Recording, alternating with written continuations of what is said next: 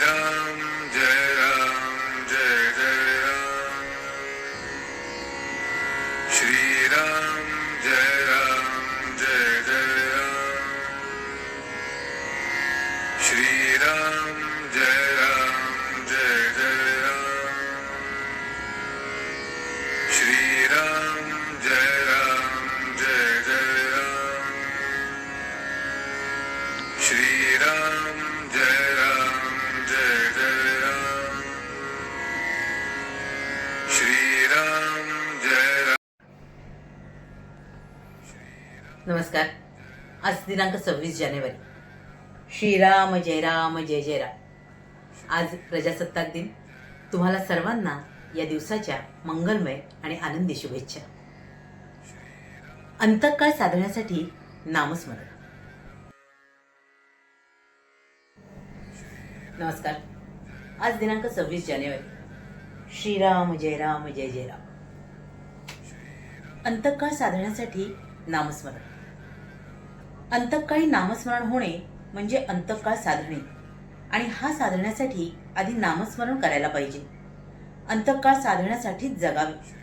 भगवंत जिथे राहतो तेच आपले खरे घर आहे. सध्या आपण शरीरात राहतो ते भाड्याचे घर आहे. भाड्याचे घर सोडून स्वतःच्या मालकीच्या घरात राहायला जाताना जसा आनंद वाटतो तसाच शरीर सोडताना वाटायला पाहिजे. भगवंताचे घर तेच आपले घर आहे याची खात्री झाली म्हणजे ते जमेल. त्यासाठी आपण सतत भगवंताच्या नामात राहावे. मला तू आपला म्हण, माझे मन तुझ्या चरणी अर्पण केले, आता मला तुझ्याजवळ काहीही मागण्याची इच्छा न हो असे मागावे. परमेश्वर आपल्या मागे पुढे आहे असे अखंड मानावे. भगवंताचे स्मरण करणे म्हणजे जे काही आपल्या हातून घडते आहे ते त्याच्याच इच्छेने घडते आहे असे समजणे. प्रपंच हा देहाचा मानून अभिमानरहितपणे तो करणे हा परमार्थ, आणि परमात्म्या वाचून आपल्याला कोणी नाही याचा दृढ निश्चय होणे याचे नाव ज्ञान.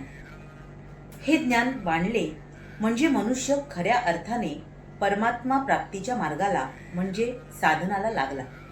या साधनाने परमात्म्या वाचून दुसरे काही आवडेनासे होते, आणि ही जी अत्यंत आवड तिलाच भक्ती म्हणतात. या भक्तीची परिपूर्णता अंतःकाळ साधण्यात होते. त्यासाठी सतत नामस्मरण किंवा अखंड अनुसंधान हेच एकमेव साधन सांगितलेले आहे. अंतःकाळी ज्याने नाम घेतले त्याच्या विषय वासना मेल्या असे नसते. तो काही एकदम मुक्त होत नाही, पण पुढच्या जन्मी तो अति सात्विक म्हणून जन्माला येईल. सात्विक म्हणजे भगवंताची प्राप्ती करून घ्यावी अशी वृत्ती असणारा होय. साधन प्राणाबरोबर असावे, म्हणजे प्राण जसे अभिमानरहित अखंड चालतात त्याचप्रमाणे साधन अभिमानरहित अखंड चालावे. ते करता कामा नये. करणे म्हणजे अभिमानाला.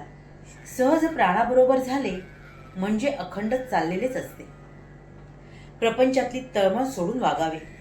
गुरु आज्ञेत असावे.